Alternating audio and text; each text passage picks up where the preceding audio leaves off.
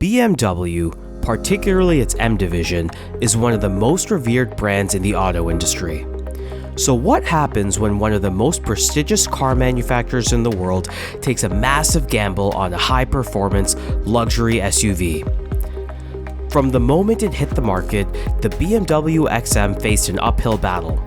Whether it was the controversial design, its heavy price tag, or the fact that it didn't quite fit into any specific category, the XM seemed to disappoint on multiple fronts. In today's video, we're going to break down exactly why the BMW XM missed the mark despite its promising concept. Let's dive in. BMW first teased the concept version of the XM in November 2021 and then revealed the release of a production version in September 2022. The XM began production in April 2023, but reports were released just a year later that it would be discontinued in 2028 with no successor scheduled. While it's normal that car manufacturers regularly create models that fail to appeal, the XM seems different. To grasp the degree of this letdown, we need to dive into what BMW M stands for in the first place. The M stands for motorsport. BMW M is the premium division of the manufacturer committed to performance. They upgrade conventional BMW models with better engines, more aerodynamics, and opulent interior trimming. Designed to create faster, sleeker, and more exciting vehicles to drive, BMW M is their counterpart to Mercedes' AMG division. Because they provide a mix of performance and luxury few companies can equal, models like the M3 and M8 hold a special place in the hearts of auto aficionados all around. The XM is especially remarkable and divisive because it is only the second automobile BMW M has created from the ground up. First was the venerable M1, a high-performance coupe which only sold 453 units between 1978 and 1981. After that, the team started developing upgraded versions of existing cars, with its first big breakout being the 1986 M3, a high-performance version of BMW's entry-level 3 Series. Expectations for the XM, BMW M's first all-new car in more than 4 decades, were sky high because the M Series had become an emblem of automotive design and performance. While they had some experience working on SUVs with their upgraded trims of the X5 and X6, the M brand's most famous cars were all coupes or sedans. Thus, when the XM, a large, hefty SUV, was shown, many enthusiasts felt as though all the M brand stands for was betrayed. To say the least, the XM's reception has been dismal across many categories. The price tag of the XM adds to the letdown. With a starting MSRP of $159,000, the XM is the priciest vehicle that BMW offers.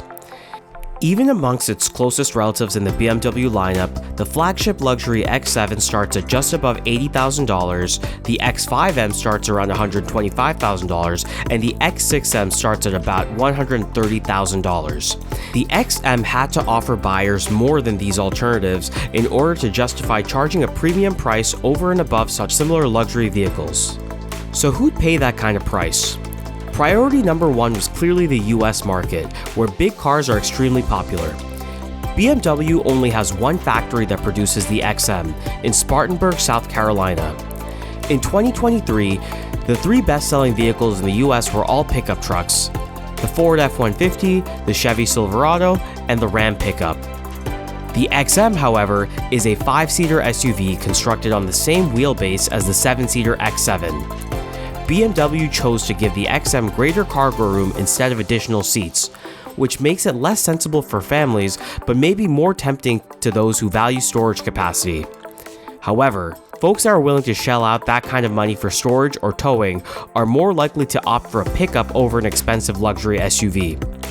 The Mercedes G-Wagon, starting at about $150,000, is one of the closest comparables for the XM. The G-Wagon has become a status symbol with a distinct design, but unlike the XM, isn't promoted as a high-performance car. It's all about luxury and that clear, boxy style that has been consistent over time. Conversely, the XM falls in line with BMW's controversial new design language introduced in June 2020 with the second generation 4 Series, featuring a very large front grille. The new brand direction has been attacked by several commentators and publications, with many referring to its huge and hefty construction as very ugly. On the other hand, the G-Wagon's proven design appeals to a dedicated client base that values its distinctive style and luxury feel, even if it doesn't appeal to everyone. Apart from design, the XM also struggles against the competition in terms of performance, its main selling feature.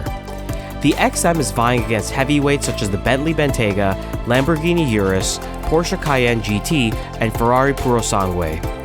While these SUVs offer both function and performance, many test drivers and reviewers have noted that the XM's larger size and heavier weight results in it feeling much clunkier than its peers. The XM weighs in at over 6,000 pounds, while the competition here ranges from 4,800 to 5,500 pounds. While weight isn't everything, a 10 to 20% heavier weight could result in a noticeable performance drop-off. Going further into the extreme luxury category, the Rolls-Royce Cullinan is even larger than the XM and starts at an eye-watering $325,000. Still, the Cullinan is in a league of its own, concentrating almost entirely on ultra-luxurious materials and a flawless, opulent driving experience. The Cullinan's target market resembles the G-Wagons more than it does the XM's. Compared to the competition, the XM doesn't seem to stand out in anything. For most families, the XM is too costly and unworkable. For driving aficionados, it's too heavy and clunky, and it's not quite luxurious enough to offset its high price tag against some of its competitors. In 2023, Lamborghini sold 1,800 Uruses in the United States compared to about 1,900 XMs. It may sound like great news that they're selling pretty evenly, but traditional supply and demand reckons that at a lower price, there is generally higher demand for comparable goods. However, at nearly $240,000, the Urus is about 50% more expensive than the already extremely expensive XM. At these price levels, buyers who purchase high-performance SUVs are price insensitive and prioritize driving experience above all else, where the XM falls dramatically short of the Urus and Bentayga. There are many cars that don't come out of the gate swinging, only becoming more popular over time. Sales of the XM have, unfortunately, only fallen since its release.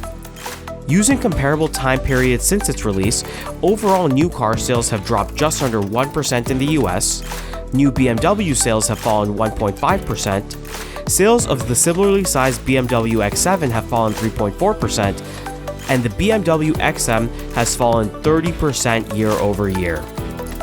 Despite its focus on SUV-loving American consumers, roughly one-third of XM purchases were in the US. BMW's choice to make the XM a plug-in hybrid hasn't made much of a difference either. The XM's hybrid features are limited, particularly compared to PHEVs that provide more usability than just 30 miles of electric range. The XM's $159,000 price tag disqualifies it from the $7,500 tax credit offered by the Inflation Reduction Act, which only applies to SUVs under $80,000. BMW has sought to explain the XM's problems. Frank Van Meel, the CEO of BMW M, attributed the poor sales reception to the early reveal of the Label Red variant, which doesn't really make sense since that hasn't done very well either. In the end, the XM's inadequate market performance results from a mismatch of product market fit. No matter what a buyer is looking for, there are generally superior options available, including within BMW's own lineup. In the grand scheme of things, the XM's failure is unlikely to have long-term effects on BMW. However, it very well could have a long-term impact on the trust that enthusiasts, particularly of the M brand, will have in whatever comes next. What do you think? Did BMW miss the mark, or was the XM just misunderstood? Let me know your thoughts in the comments below. And if you enjoyed this video, make sure to hit that like button and subscribe for more in-depth analysis of the automotive industry.